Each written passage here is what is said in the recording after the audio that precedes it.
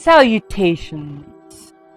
I am Gwyn, the ghostess with the mostess, and today I bring for you the music of Erich Zann by H.P. Lovecraft, 1921.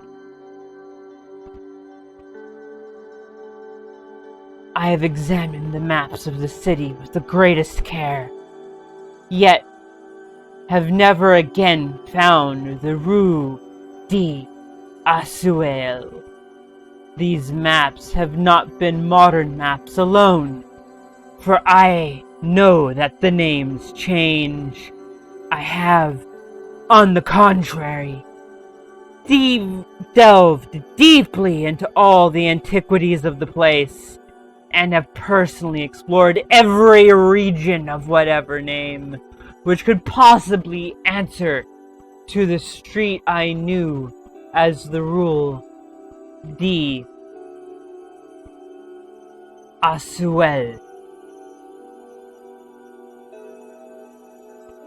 But despite all that I have done, it remains a humiliating fact that I cannot find the house, the street, or even the locality where, during the last months of my impoverished life as a student of metaphysics at the university, I heard the music of Erich Zann.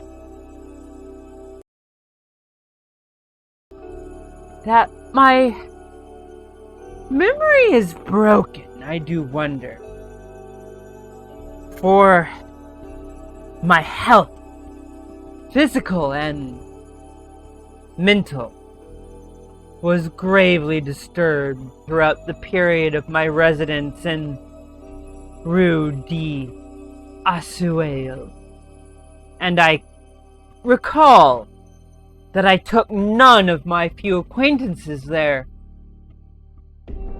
but that I cannot find the place again is both singular and perplexing.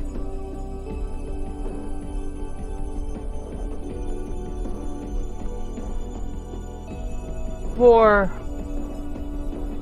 it is within a half-hour's walk of the university, and was distinguished by peculiarity which could hardly be forgotten by anyone who had been there. I have never met a person who has seen the Rue d'Assuel. The Rue d'Assuel, it lay across a dark river, a dark river, by precipitous brick blear windowed warehouses, and spanned a ponderous bridge of dark stone. It was always shadowy along that river, as if the smoke of neighboring factories shut out the sun perpetually. The river was also odorous with evil stenches, which I've never smelled elsewhere, and which may someday help me find it, since I should recognize them at once. Beyond the bridge, where narrow cobbled streets with rails, and then came the ascent, at first gradual, but incredibly steep, as the Rue d'Assuel was reached. I've never seen another street as narrow as this and steep as the Rue d'Assuel. It was almost a cliff closed to all vehicles, consisting of, in several places, of flights of steps, and ending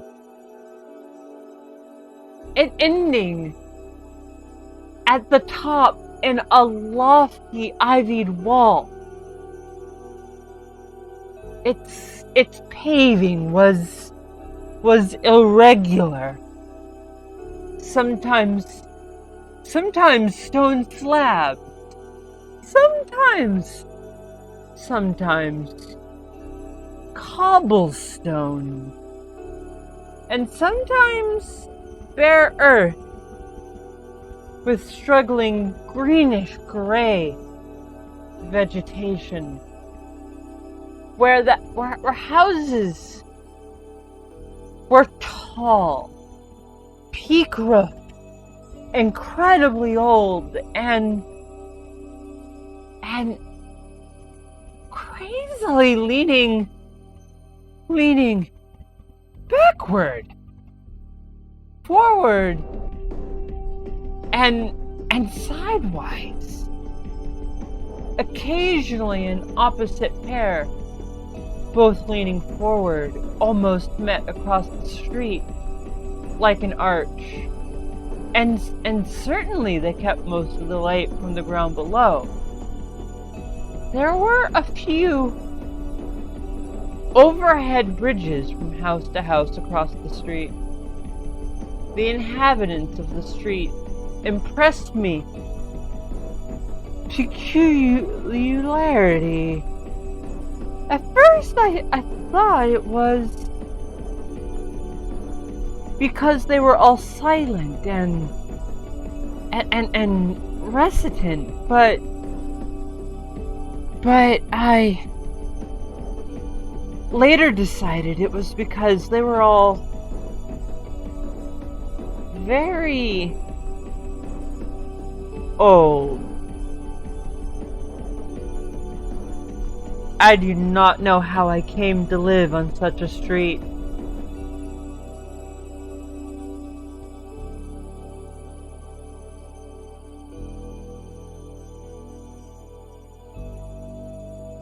But I was not myself when I moved there. I had been living in many poor places, always evicted for want of money, until last I came upon that tottering house in the Rue d'Assoil, kept by the paralytic Blandot. It was the third house. Yes, the third house from the top of the street, and by far the tallest of them all. My room was on the 5th story. Only the inhabited room there. The only inhabited room at all. Since the house was almost empty. On the night I arrived, I heard strange music that peaked garret overhead.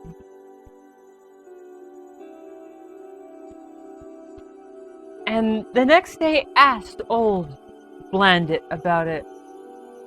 He told me it was an old German viol player, a strange dumb man who signed his name as Erich Zann,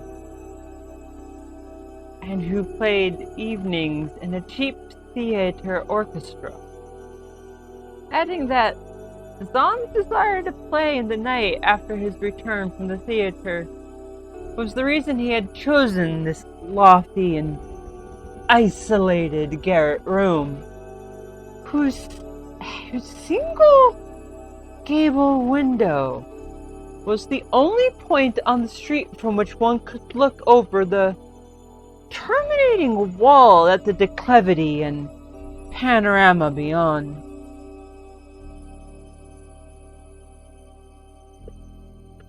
Thereafter, I heard every night Zann playing, and although he kept me awake, I was haunted by the weirdness of his music. Knowing little of the art myself, I was yet certain that none of his harmonies had any relation to music I had heard before, and concluded he was a composer of highly original genius.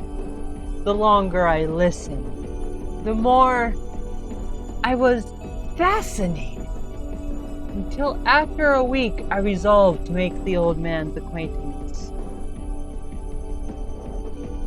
One night, he was returning from his work. I intercepted Zann in the hallway and told him that I would like to know him.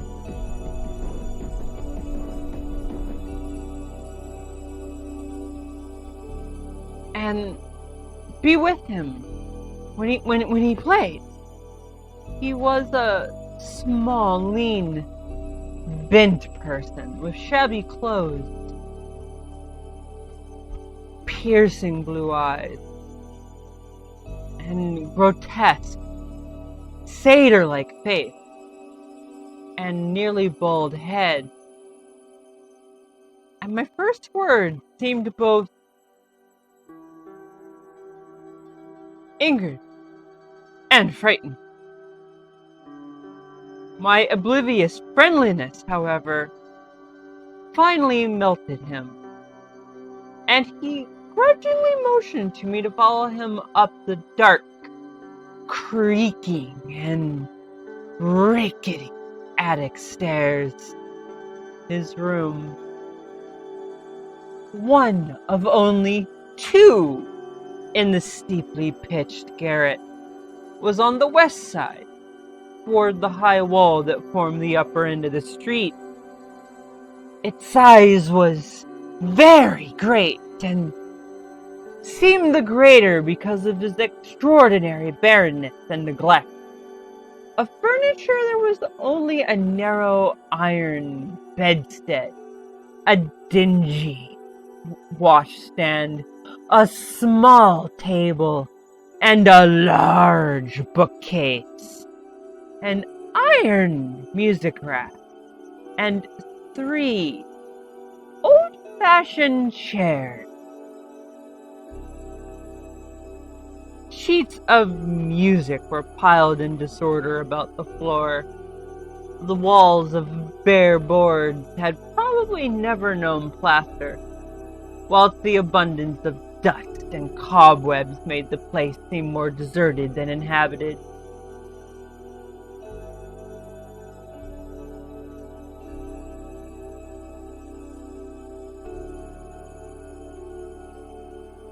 Evidently, Erich Zann's world of beauty lay in some far cosmos of imagination.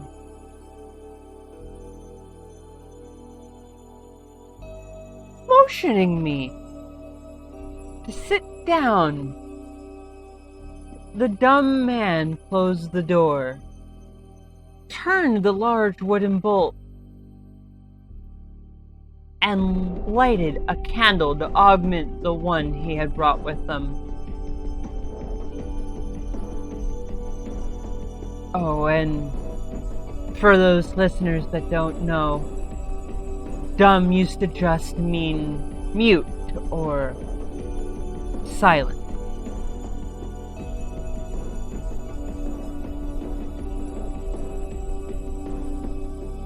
He now removed his vial from his moth-eaten covering, and taking it, seated himself in the least uncomfortable of the chairs.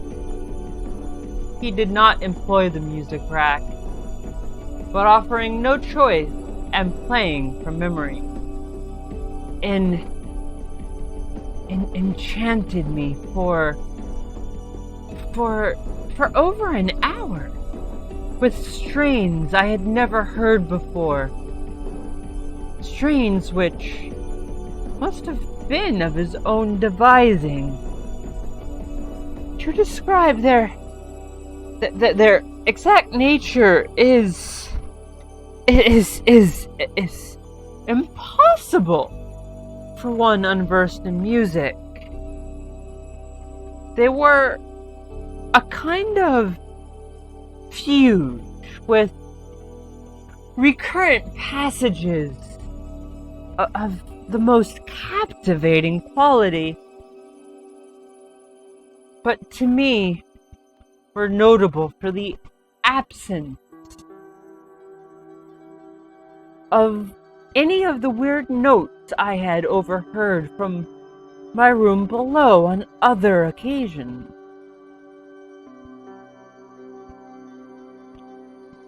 Those haunting notes, I remembered, were often hummed and whistled inaccurately to myself, so when the player at length laid down his bow, I asked if he would render some of them.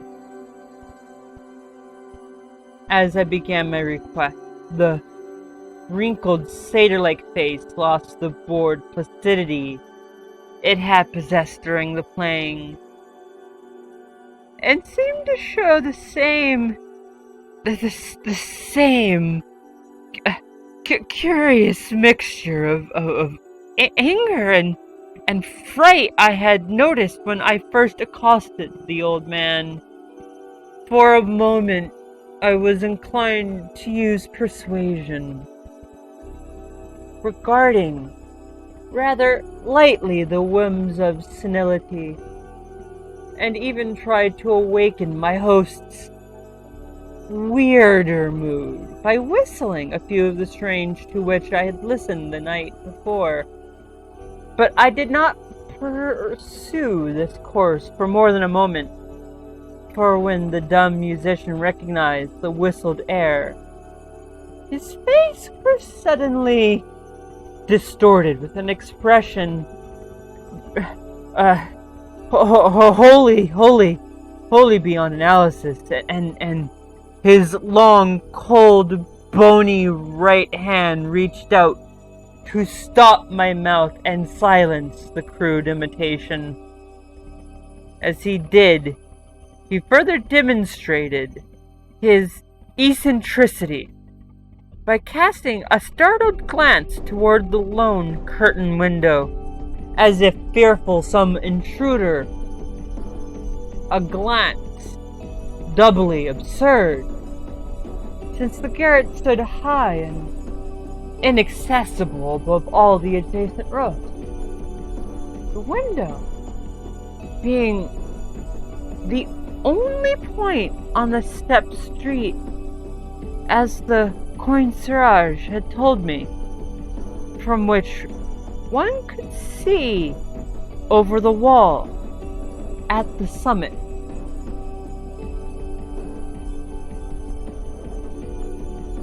The old man's glance brought Blandit's remark to my mind with a certain capriciousness.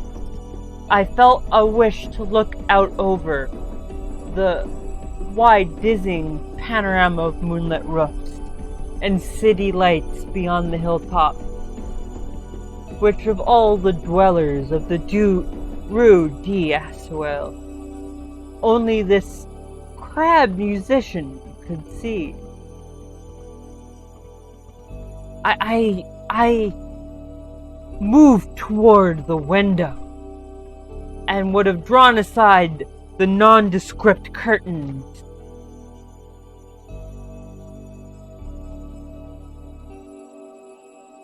when With a frightened rage greater than before, the dumb lodger was upon me again, this time motioning with his head toward the door as he nervously strove to drag me thither with both hands. Now thoroughly disgusted with my host, I ordered him to release me, and told him I would go at once. His blood relaxed, and as he saw my disgust and offense, his own anger seemed to subside. He tightened his relaxing grip, but this time in a friendly manner, forcing me into a chair. Then, with an appearance of wistfulness, crossing to the littered table, where he wrote many words with a pencil in labored French of a foreigner.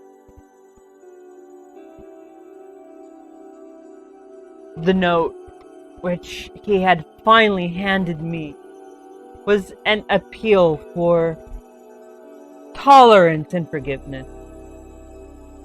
Zann said he was old, lonely, and afflicted with strange fears and nervous disorders connected with his music and with other things.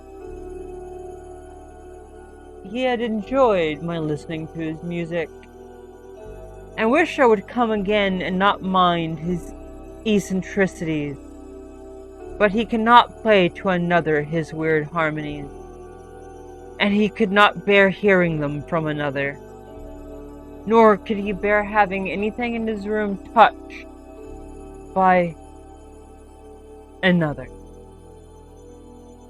He had not known until our highway conversation that I could overhear his playing in my room, and now asked me if I could arrange with Blanda to take a lower room where I could not hear him in the night. He would, he wrote, defray the difference in rent. As I sat deciphering the execrable French, I felt more lenient toward the old man. He was a victim of physical and nervous suffering, as was I, and my metaphysical studies had taught me kindness. In the silence there came a slight sound from the window. The shutter must have rattled in the night window, and for some reason I started almost as violently as Erich Zann. So when I had finished reading, I shook my host by the hand and departed as a friend. The next day, Blanda gave me a more expensive room on the 3rd floor, between the apartments of an aged moneylender and the room of a respectable upholsterer.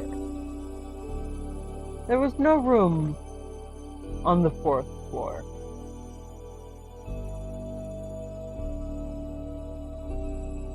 It was not long before I found that Zann's eagerness for my company was not as great as it had seemed while he was persuading me to move down from the 5th story. He did not ask me to call on him, and when I did call, he appeared uneasy and played listlessly. This was always at night. In the day, he slept and would admit no one. My liking for him did not grow, though the attic room and the weird music seemed to hold an odd fascination for me. I had a curious desire to look out that window, over the wall, and down the unseen slope, at the glittering roofs and spires, which must lie outspread there. Once I went up to the garret during theater hours when Zann was away and the door was locked. What I did exceed in doing was to overhear the nocturnal playing of the dumb old man. At first, I would tiptoe up to my old 5th floor. Then I grew bold enough to climb the last creaking staircase to the peaked garret in the narrow hall outside the bolted door with the covered keyhole. I often heard sounds which filled me with an indefinable dread. The dread of vague wonder and brooding mystery. It was not the sound. That the sounds were hideous, for they were not. But they held vibrations suggesting nothing on this globe of Earth, and that at certain intervals they assumed a symphonic quality, which I could hardly conceive as produced by one player. Certainly Erich Zann was a genius of wild power. As the weeks passed, the playing grew wilder, whilst the old musician acquired an increasing haggardness and furtiveness as pitiful to behold. He now refused to admit me at any time, and shunned me whenever we met on the stairs.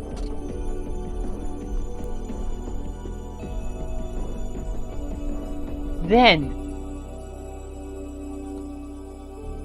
one night, as I listened at the door, I heard the shrieking viol swell into a chaotic babble of sound.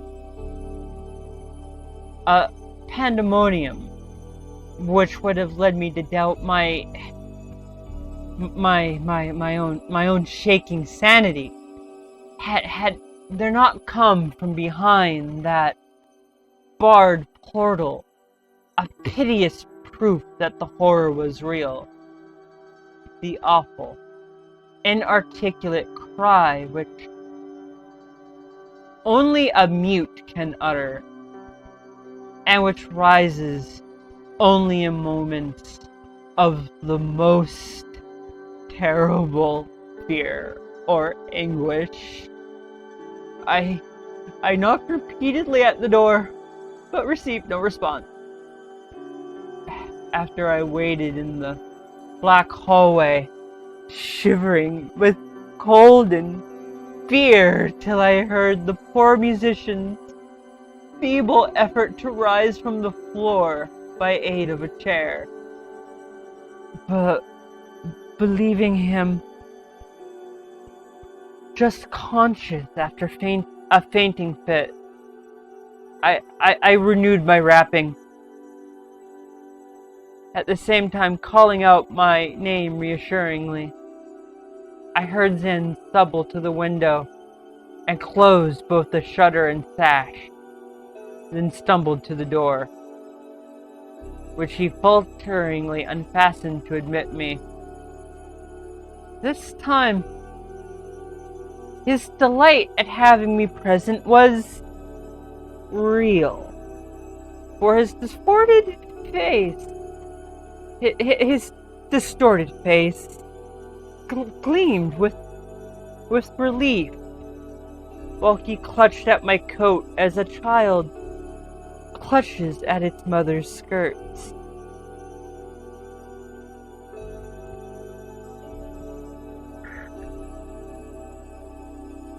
shakingly, pathetically.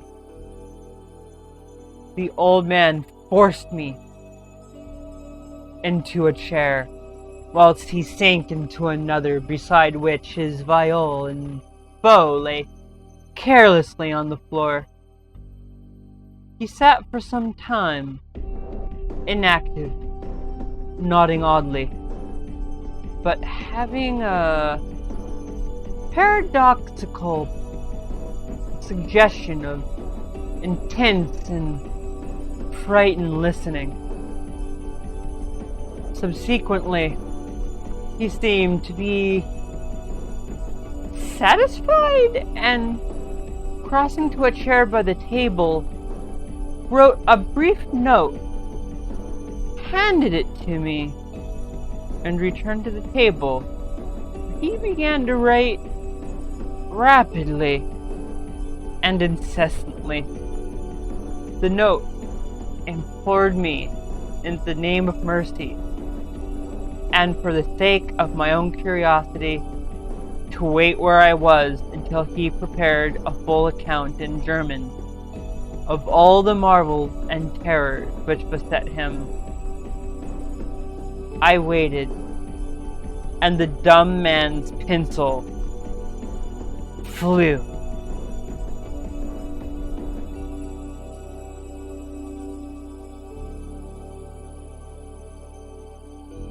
It was perhaps an hour later, while I waited, and while the old musician's feverishly written feet still continued to pile up, that I saw Zann start, as from the hint of a horrible shock. Unmistakably, he was looking at the curtain window and listening shudderingly. Then I half fancied I heard a sound myself, though it was not a horrible sound, but rather an exquisitely low and infinitely distant musical note, suggesting a player in one of the neighboring houses, or some abode beyond the lofty wall, which I had never been able to look. Upon Zann, the effect was terrible, for, dropping his pencil, suddenly he rose, seized his viol, and commenced to rend the night with the wildest of playing I had ever heard from his bow, save when listening at the barred door.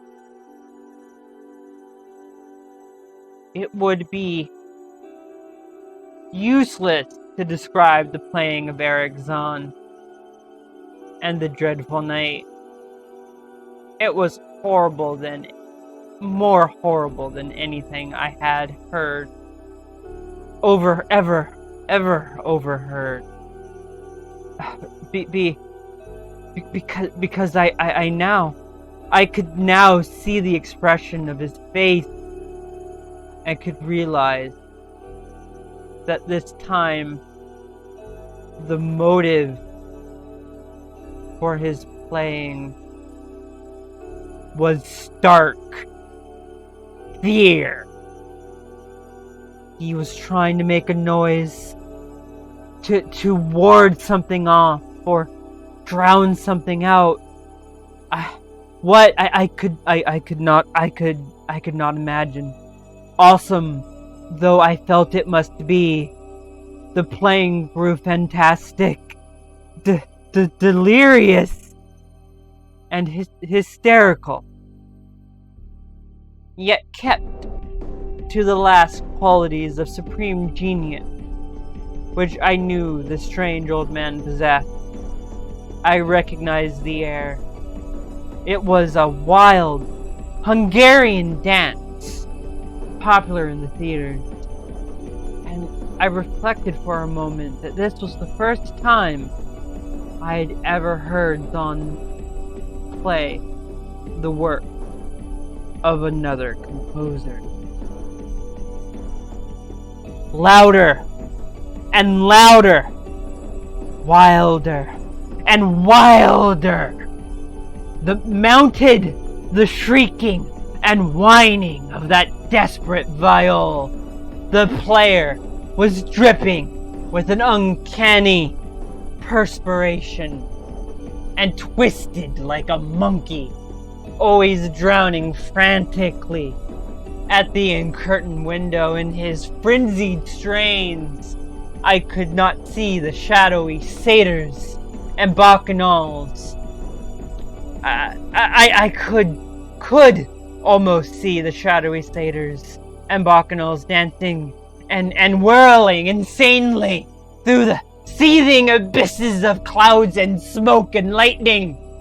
And I thought I heard a shriller, steadier note that was not from the viol, a calm, deliberate, purposeful, mocking note from far away in the west.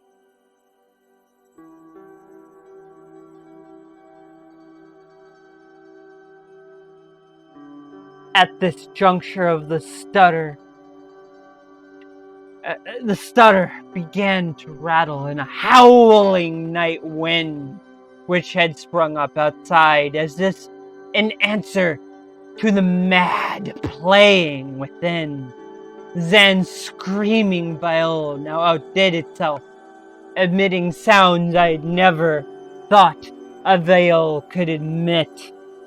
The shatter rattled, unfastened, and commenced slamming against the window. The glass broke shiveringly under the persistent impacts, and the chill wind rushed in, making the candles sputter and rustling the sheets of paper on the taper where Zann had begun to write out his horrible secret. I looked at Zann and saw he was past conscious observation. His blue eyes were bulging, glassy, and sightless, and the frantic playing had become a blind, mechanical, unrecognizable orgy that no pen could even suggest. A sudden gust, stronger than the others, caught up in the manuscript and bore towards the window. I followed the flying sheets in desperation, but they were gone before I reached the demolished panes. Then I remembered my old wish to gaze from this window, the only window in the Rue d'Assuel, from which one might see the slope beyond the wall and the city outspread beneath. It was very dark, but the city's lights always burned, and I expected to see them there amidst the rain and the wind. Yet,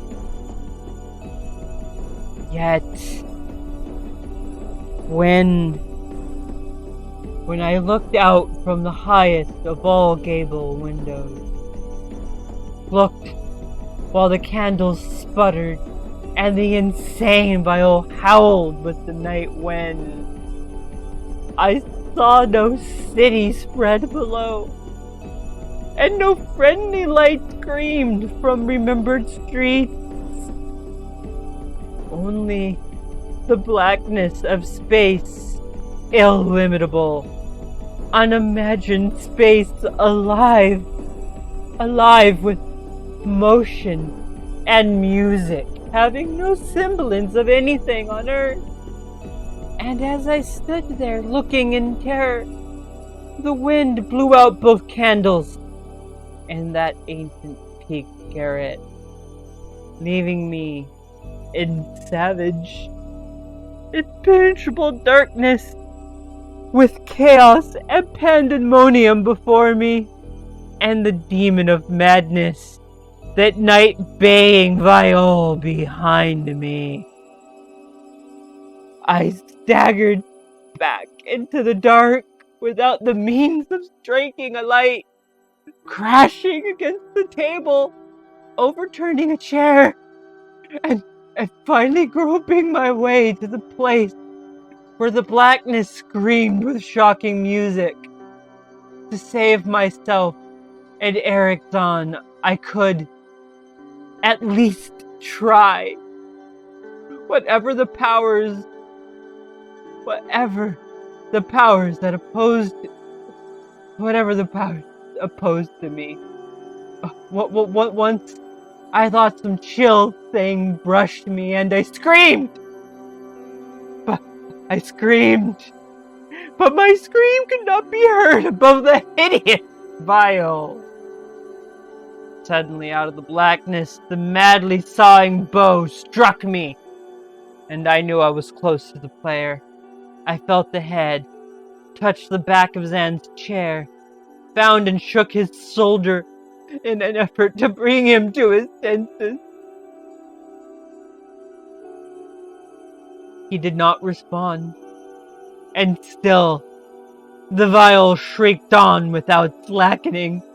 I moved my hand to his head, whose mechanical nodding I was able to stop, and shouted in his ear that we must both flee from the unknown things of the night. But he neither answered me nor abated the frenzy of his unutterable music. While all through the garret strange currents of wind seemed to dance in the darkness and babble. When my hand touched his ear, I shuddered, though I knew not why. I felt the still face, the ice-cold, stiffened, unbreathing face whose glassy eyes bulged uselessly into the void. And then, by some miracle finding the door and the large wooden bolt, I plunged away from the glassy-eyed thing in the dark, and from the ghoulish housing of that accursed viol whose fury increased even as I plunged. Leaping, floating, flying down endless stairs through the dark house, racing mindlessly out into the narrow, steep, and ancient street of steps and tottering houses, clattering down steps and over cobbles into the lower streets and putrid canyon, walled river, panting across the great dark bridge to the broader, healthier streets and boulevards we all know. All these are terrible impressions that lingered with me, and I recall that there was no wind, and that the moon was out, and that all lights in the city twinkled. Despite even the most careful searches and investigations, I have never since been able to find the true Diaswalen. But I am not wholly sorry, either for this, or the loss in the undreamable abysses of the closely written sheets, which alone could have explained the music of Erich Zann.